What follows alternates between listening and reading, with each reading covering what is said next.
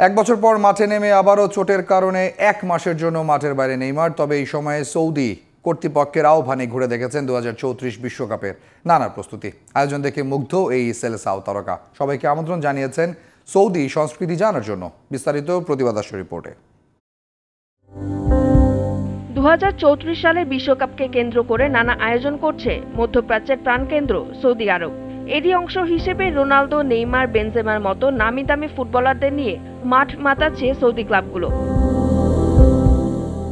১ বছর পর ইনজুরি থেকে ফিরে আবারও ১ মাসের জন্য ছিটকে পড়েছেন সেলেসাও তারকা নেইমার। এর মধ্যে সৌদি কর্তৃপক্ষের আহ্বানে ঘুরে দেখেন বিশ্বকাপের বিভিন্ন প্রজেক্ট। পুরো আয়োজন সম্পর্কে প্রকাশ করেন উচ্চাকাঙ্ক্ষা।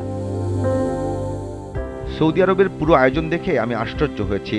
বাইরে থেকে আমরা দেশটি সম্পর্কে ভিন্ন দৃষ্টিভঙ্গি লালন করি, কিন্তু এখানে আসার পর সেই ধারণা বদলে যাবে।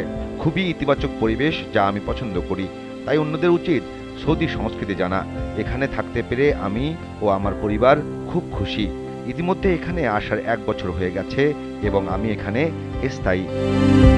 বিশ্বকাপের বর্ণিল আয়োজনের লক্ষ্যে আগে থেকেই নানা পরিকল্পনা হাতে নেয় মধ্যপ্রাচ্যের দেশটি। ইতিহাসে প্রথমবার সর্বোচ্চ ৪৮টি দল খেলবে এবারের আসরে। ম্যাচগুলো হবে ৫টি শহরের মোট ১৫টি স্টেডিয়ামে, যার মধ্যে ৮টি রিয়াদে। নির্মাণের অপেক্ষায় থাকা কিং সালমান স্টেডিয়ামে অনুষ্ঠিত হবে আসরের উদ্বোধনী ও ফাইনাল ম্যাচ। প্রতিভা দাস, জিটিভি নিউজ।